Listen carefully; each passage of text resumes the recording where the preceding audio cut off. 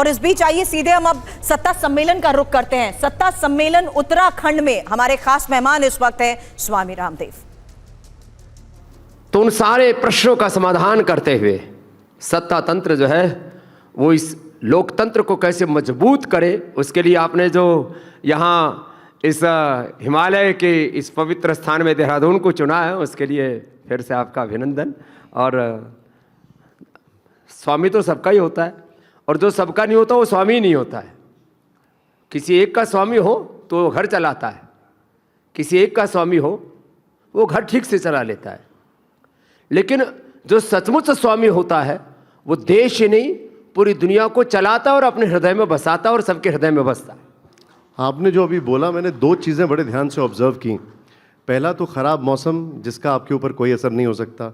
दूसरा, आपने जब मजबूत लोकतंत्र कहा तो मैं आपकी बाइसेप देख रहा था। स्वामी जी, इतने साल से मैं आपको देख रहा हूँ, हमारी उम्र बढ़ती जा रही है और आपकी कम होती जा रही है। सच्चाई तो ये है, आप कुछ तो ऐसा करते हैं जो हमें बताते नहीं है, जो पतंजलि के स्टोर्स में नहीं मिलता है। स्वामी जी, हाँ, वो ऐसे यहाँ ऐसे होता है, देखिए जरा।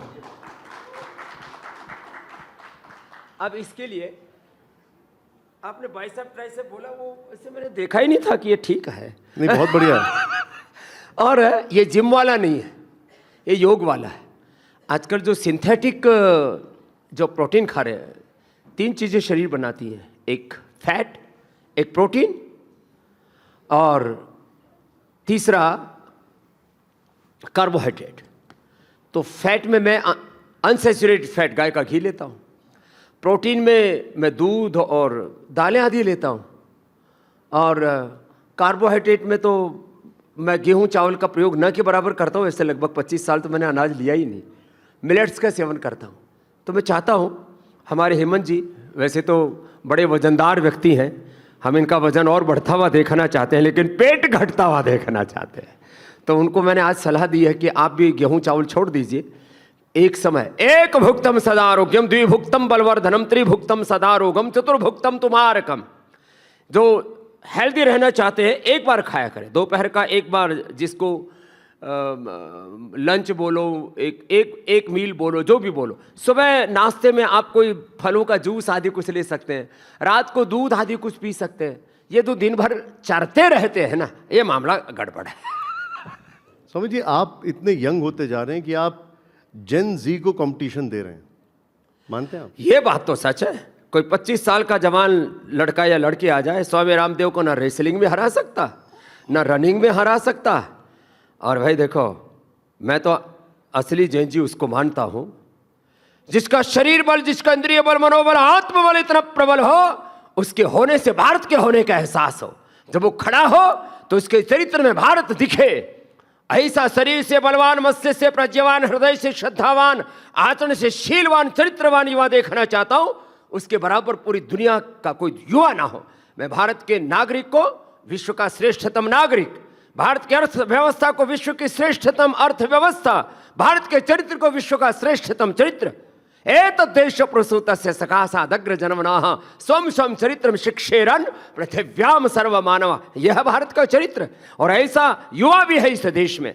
ठीक है, कुछ गालीबाज, कुछ पत्थरबाज, कुछ नशाबाज भी युवा है, वो भी अब धीरे धीरे मुझे लगता है वक्त के प्रवाह से और अपने आप को उत्थान के मार्ग पर लेकर के आएंगे। राष्ट्र निर्माण में पहले भी यह देश युवाओं ने बनाया। चंद्रशेखर, राजगुरु, भगत सिंह, कितने जवानों ने अपनी जवानी की आहुति दी, तो ये तो देश आजाद हुआ। उन वीर वीरांगनाओं का चरित्र हमारे सामने एक आदर्श के रूप में होता है। हमें आदर्श कहीं बाहर से उधार लाने की जरूरत नहीं। हमारे रियल हीरो, हमारे आइडियल, हमारे आइकॉन टाइकॉन, हमारे वीर वीरांगनाएं। और इसलिए मैं तो निशांत जी हर दिन कहता हूं, हम वीर वीरांगनाओं की, ऋषि ऋषिकाओं की संतानें हैं। उनका डीएनए हमारे भीतर है। वीरों का वीरत्व, देवों का देवत्व, ऋषियों का ऋषित्व, राम का रामत्व, कृष्ण का कृष्णत्व, शिव का शिवत्व, यही हमारा स्वभाव होना चाहिए। यही मेरा जेनजीज के लिए कहना भी है। बाकी आंदोलन करो, खूब ठोक करके करो, जहां तुम्हारी आवश्यकता है वहां लड़ो, लेकिन अराजक तरीके से नहीं, लोकतांत्रिक संवैधानिक तरीके से। और यही हुआ है। जब जब कोई आवश्यकता हुई है, युवाओं ने आंदोलन भी किया।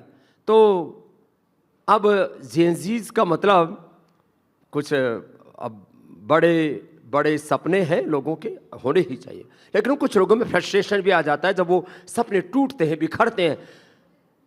अपनी कमजोरी से यदि अपना सपना टूट रहा है तो अपने में सुधार करना चाहिए, लेकिन सत्ता और समाज की व्यवस्था से यदि किसी के सामने टूटते हैं तो फिर लोकतंत्र का तकाजा है कि हमें सुधार भी करना चाहिए।